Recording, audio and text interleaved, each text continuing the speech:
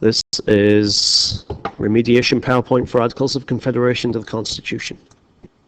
The Articles of Confederation was a weak national government created during the Revolutionary War. It was created, it might seem strange to have a weak national government. Why would we do that? American political leaders were very, very scared of creating a powerful government like they'd been ruled under by England. So what were the weaknesses of the Articles of Confederation? The biggest one was financial. The national government could not tax, had no way to raise money through taxation. The national government could not regulate commerce or trade between states, and the national government could not print a common currency. Other weaknesses. Each state had one vote regardless of size. This favored small states. There was only one branch, so there was no executive, there was no judicial branch. So no president, no national court system. Overall, a weak national government. So there were problems. Because the national government couldn't tax or regulate trade, there were a lot of financial problems with the national government, and trade wars existed between different states, and the big problem was Shays' Rebellion. A rebellion in Massachusetts where the national government, because it couldn't tax, couldn't raise money to put down Shays' Rebellion. The state of Massachusetts actually had to put down that rebellion.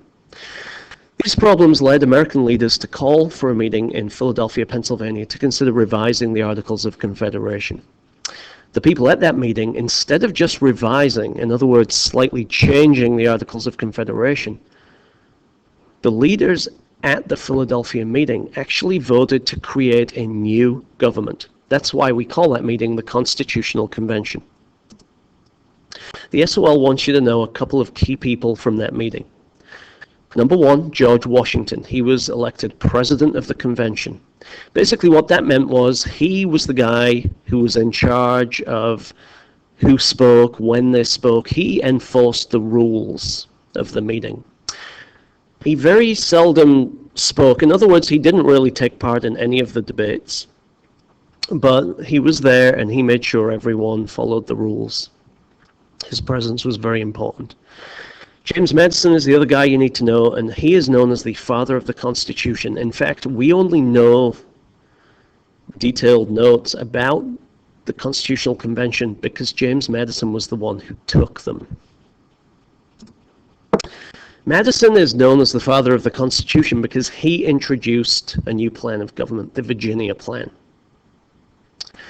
The Virginia Plan would create a stronger national government than the one that existed under the Articles of Confederation.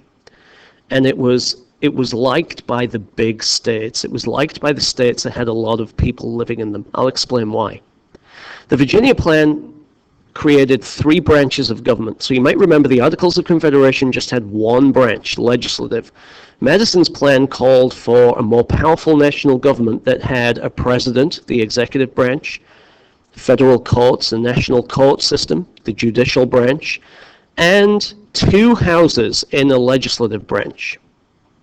Now here's the kicker. The number of representatives in the House of Representatives and the number of senators in the Senate would be based on a state's population. So not surprisingly, the bigger states liked this.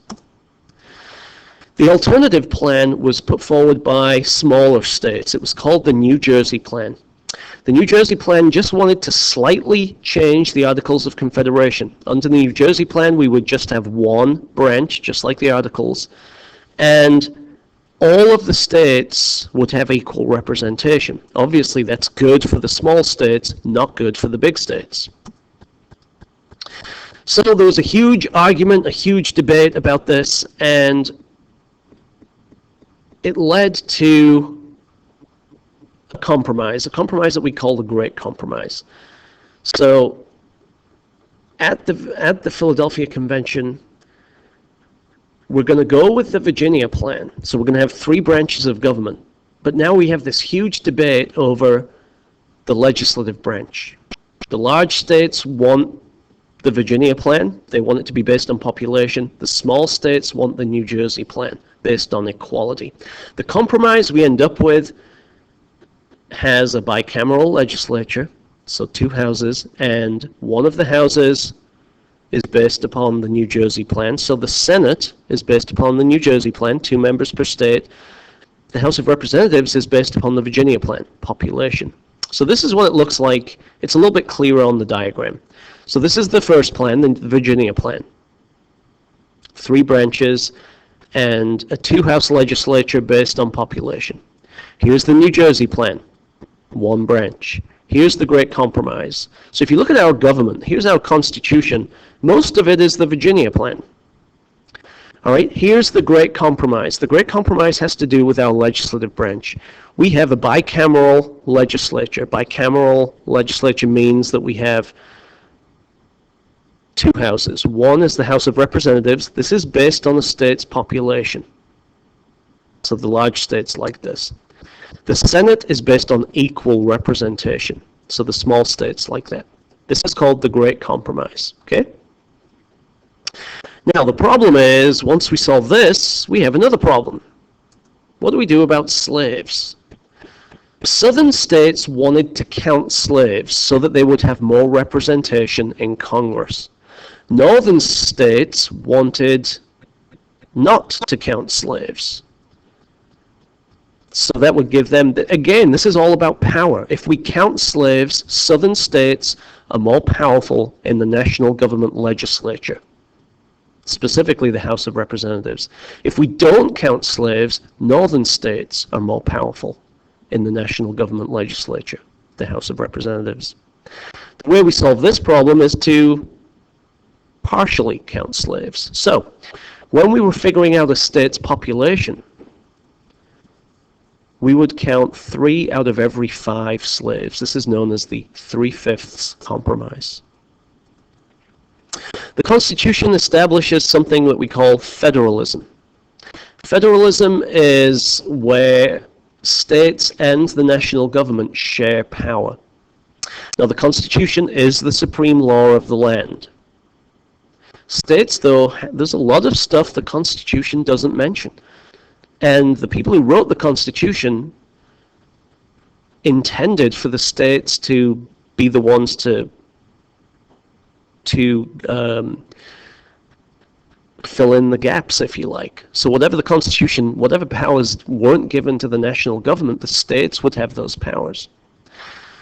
So states can govern themselves, and they have a lot of freedom, and there's a lot of things that states do differently. So the example on the PowerPoint is gambling. Some states allow it, some states don't.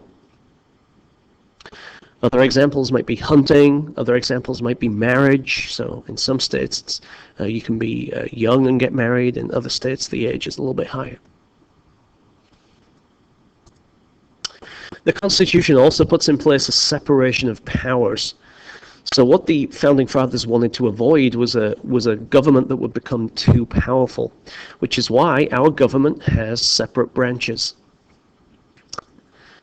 Okay, so we have 3 branches: the legislative branch that makes the laws, the executive branch that enforces the laws, and the judicial branch that interprets the laws. We also have a system of checks and balances where each branch has a little bit of power over the other 2 branches. Well, that's all good. So we have a long meeting in Philadelphia that takes several months, and we hammer out all of these compromises. That's only part of the problem, though. Now we have this thing. We have a new government called the Constitution.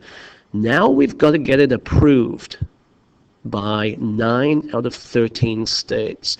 Now the process for this was called ratification. Ratification is just a fancy word for agree. So it's usually used at a government level. So if one government ratifies something, they agree to it. So what we have to do here is get 9 out of 13 states to agree to this new government. Not surprisingly, some people liked the new government. They were called Federalists. That's not hard to remember because our national government is our federal government. So if you were a Federalist, you liked a stronger national government. The people who didn't like the new government were called anti-federalists. So Federalists liked the new government, they were for the new government, and they thought having a strong national government was important. If you are someone who likes the national government to solve problems, you are kind of like the Federalists. And the famous Virginia Federalists are George Washington and James Madison. Anti-Federalists were against the new Constitution. They were very scared of a government that would become too powerful, especially a national government that could take away individual rights just like the British government had. Today, if you don't like the government to be involved in your life, then you resemble an anti-Federalist. Virginians of the time, famous anti-Federalists, would be Patrick Henry and George Mason.